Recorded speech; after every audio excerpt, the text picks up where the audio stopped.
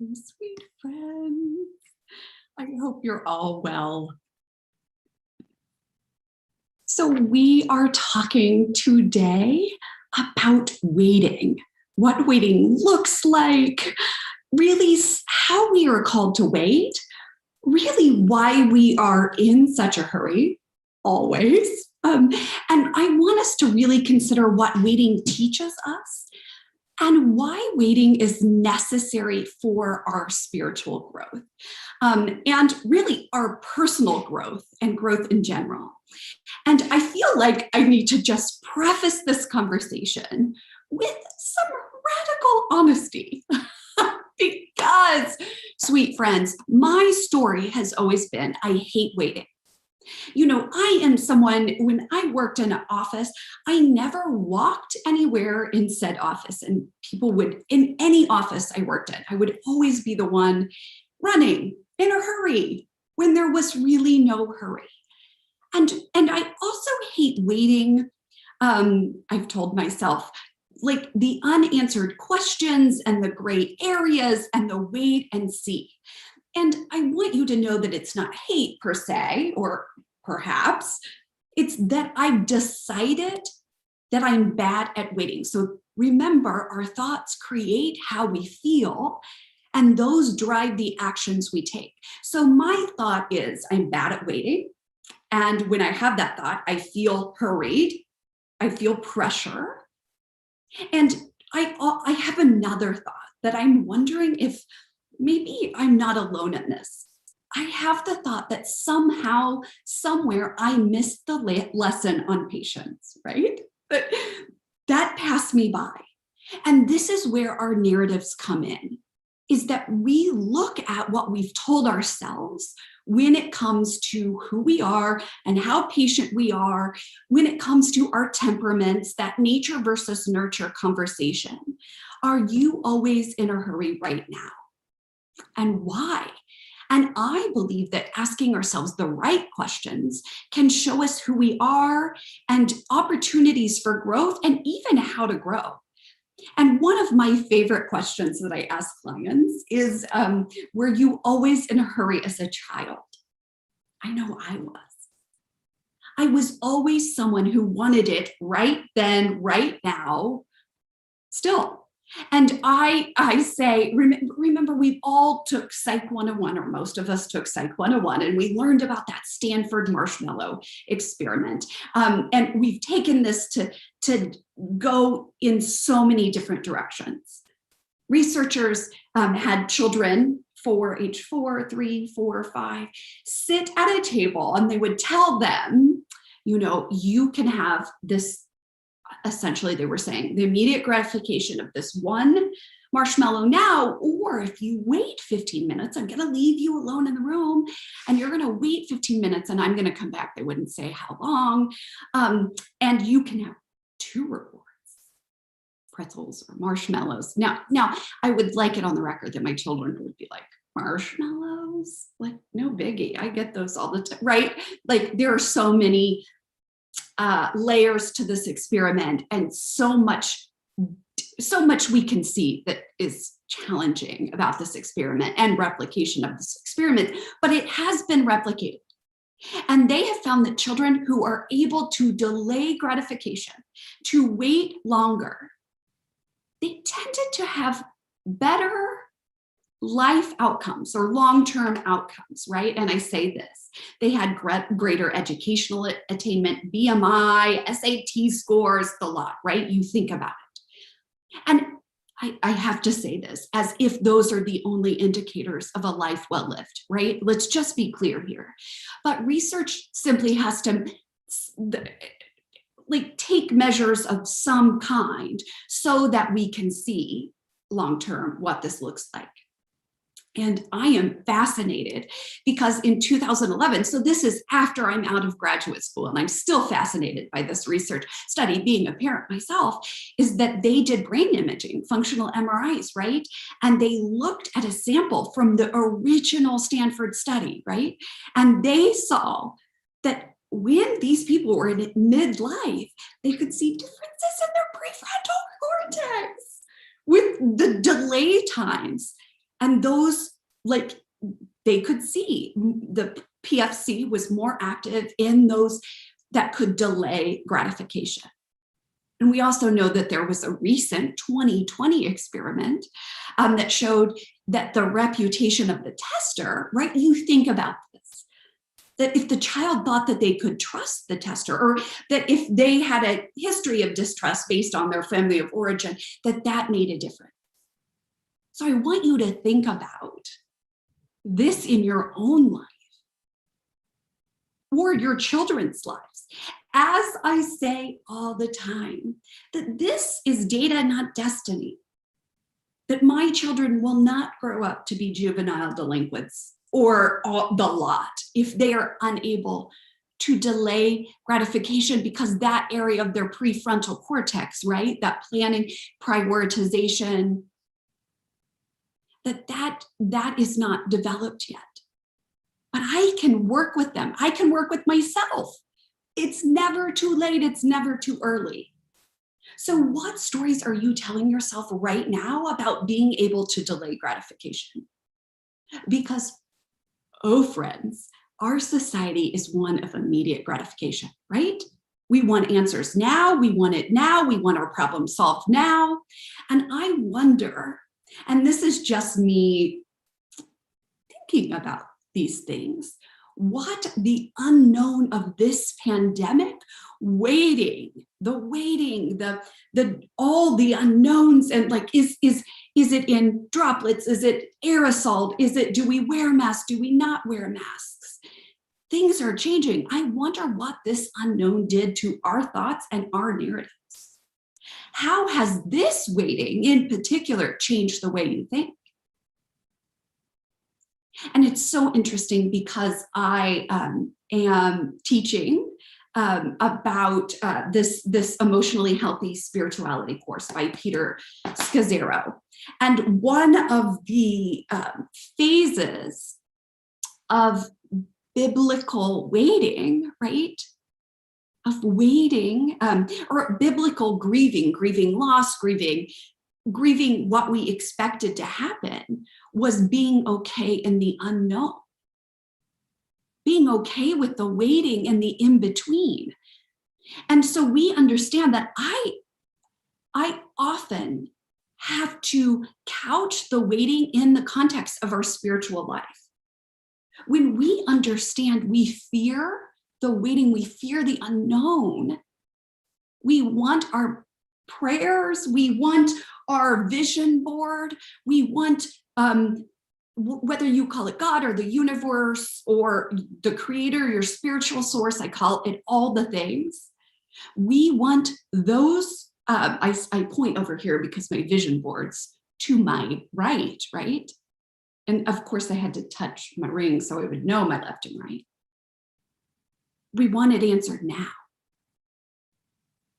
So many of us treat God, or fill in the blank, the universe, as a genie in a bottle.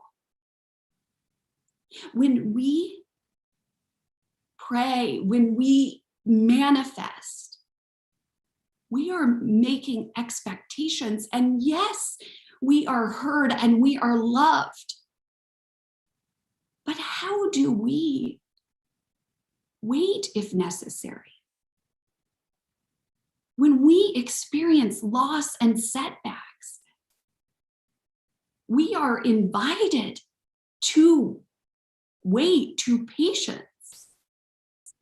And I know what it's like when we are experiencing that out of control feeling inside. We try to control the exterior.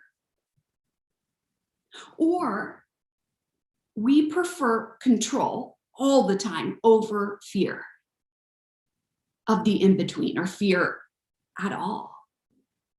I find Abraham's story in the Bible, like, I get it, Abraham, I'm right with you. After waiting, what was it, 11 years for God, who promised Abraham a son, Abraham was like, forget this. I'm going to take matters into my own hands, right? And I see Hagar, I'm going to have the baby. And guess what? I have a son, Ishmael. I can't say that. And we all have similar stories. We are like, okay, I feel so called. I feel so committed to creating 300 people in my membership, or I feel so committed to co-creating with God, with the universe, this idea of a healthy family or a beautiful relationship with my children, and they are not reciprocating. So I'm going to take matters into my own hands, right? And the call of Psalm 37:7, which I have down there, nope, you can't see it, at the very bottom, is be still. Be still before the Lord and wait patiently. Is that easy for you? Because, friend, it's really hard for me. Be still and know, be still and wait. Wait patiently. It not only requires humility in us, but a deep and abiding sense of faith that is lost in our current context of hustle and rush. The relentless elimination of hurry, as I often call the ruthless elimination of hurry, which is its real title, or Soul Keeping by John Ortberg, challenges us to listen, to surrender, to trust. And here's the deal, we set goals and we see all around us. If you are on social media, you are told that you can manifest in 30 days $5,000. If you work hard enough, if you think hard enough, if you manifest hard, if you do the things, right? If you take action, it's about action. But what if that's losing the point? What if we have lost the point? What if our life is about surrender and learning to wait? My word of the year is courageous belief. How do I learn to courageously believe in the process, in the Creator, in the experience? And what if life is learning to wait and to listen and co-create, right? When we set big goals, if we set big goals, right? Audacious, outrageous goals, it's not the attainment of those goals. It's what we learn and come to know. I always tell my clients, I love vision boards. I love teaching people to set goals. I love helping people get from point A to point B. But for me, it's not being at point B, because that won't change. If you are at point B, but you still have all the same thoughts and emotions, and you're taking the same action that you have now, your life doesn't change. Just because you speak on national stages doesn't mean that you learned. It is getting from point A to point B is everything in between. We change our thoughts about our life, about the waiting, about belief to change our lives. What if waiting is the game? What if the obstacles, the trials, when we go from point A to point B in my coaching, we create a map and we see what will come up. What if waiting is the lesson? What if those obstacles are the lesson? What if staying focused like Abraham 25 years later? What if staying on course is what matters? And what happens when you don't reach your goals in the timeline that you set? Do you give up? If you want to change, if you want to grow, if you want to do anything, attain anything, you have to change the way you think. You have to change what you're telling yourself. And we are in a hurry. We rush because we feel like we have something to prove. And so when you scrape away, when you take away that need to prove anything, when you understand that you are loved and worthy regardless of what you accomplish, you change your narrative. You change your life. And that's why I love to coach people around their purpose and goal attainment. We hear coaches everywhere promising results, right? Like, I will get you, you will have a 6-figure business. I think that's about deep insecurity on both the coach and the coachee on so many levels, and that's fine. That's life. That is our work. Sometimes the work is to recognize that there is nothing to be gained in the hustle, or there is everything to be learned in the hustle. We don't hustle to get to the next level to prove that we are good, that we matter. We know that now. And you might know that through your relationship with the divine. We try to prove that we are successful. We try to believe the lie that we are what we do because we lack that deep knowledge, deep in our bones, deep in our soul, deep in our hearts and our minds. When we come to know connection and deep, abiding connection, it is not what we do. We aren't what we have. We aren't what others think of us, or think of our goals. And setting goals is an opportunity to clarify deep in you what matters. Setting goals, the waiting, is the opportunity to learn and to grow and to recognize what you want, how it will serve you, your family. It's about listening and co-creating. It's about knowing what you've been called to and trusting and courageously believing and working towards something is the process. And the waiting and the in-between, the waiting game is tolerable. And I at times would say welcome, but that's only if I've been really clear. If we don't have to believe that we have to do God's job for him, or that we have to play God for God. If we don't have to hold the whole world together by ourselves, we understand that we can work and we can trust and we can listen. And the confusing waiting, the gray area, that is the opposite of quick solutions. I think about it in the context of wanting solutions for my children. It makes me physically uncomfortable to see them struggle. And I know the only way for them to learn is to struggle. It's in the hard that we grow. It's not in getting everything handed to us, or everything to be easy, or everything to be fun. We learn in the hard.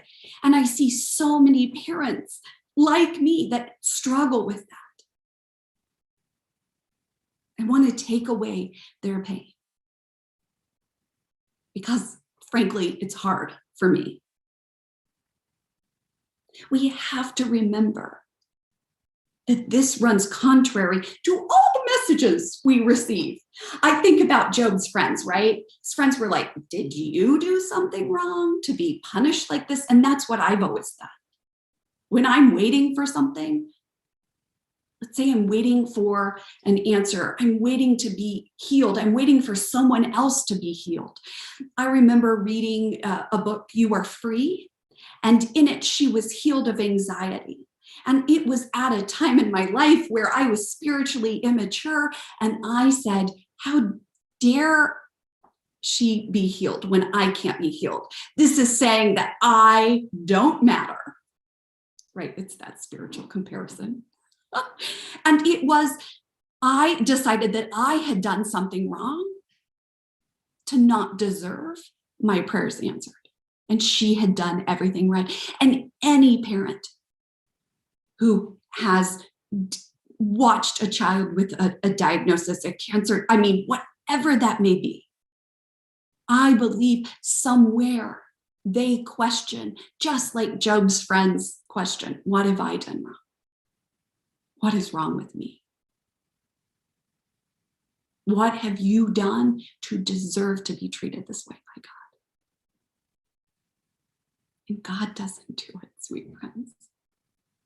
And we also have to remember in the waiting, in the call, that God isn't in a rush.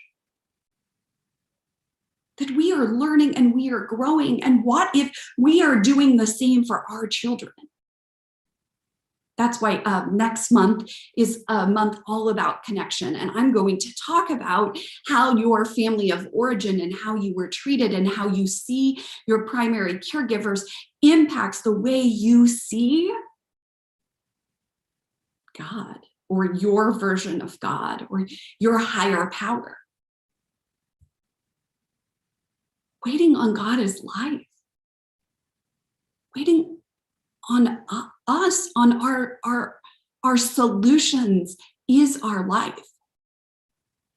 It's not just what the genie in a bottle can do for us.